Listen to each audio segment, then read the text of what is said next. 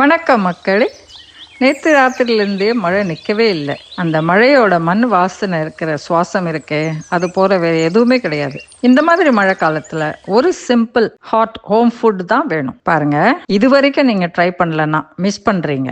இப்ப என்ன பண்ணணும்னா, சேப்பங்கிழங்க நல்லா அலம்பி குக்கர்ல வச்சு ரெண்டே 2 விசில் தாங்க வேக வச்சு எடுத்துக்கணும். இப்போ அது குக்கர்லேருந்து எடுத்து நம்ம அந்த கிழங்கோட தோலை உரிச்சிட்டு ஒரு மிக்சியில் பூண்டு, காஞ்ச மிளகா, மிளகு, சீரகம், கருவேப்பிலை இதெல்லாம் கொஞ்சம் குறைன்னு அரைச்சி எடுத்துக்கோங்க. இப்போ இது ஒரு பேனில் எண்ணெயை சூடு பண்ணிவிட்டு கடுகு, சீரகம், கருவேப்பிலை போடுறேன். சேப்பங்கிழங்கு பீஸ்களையும் போட்டு ஒரு பக்கம் பொன்னிறமாக பொரித்து அதில் மிளகாத்தூள், உப்பு, இந்த குறைன்னு அரைச்சிருக்கோம் இல்லையா, அந்த மிக்ஸும் போடணும். போட்டுட்டு பாருங்கள், இப்போது கிளறி வச்சு பாருங்கள், இவ்வளோ அழகான பர்ஃபெக்ட் மேட்ச்.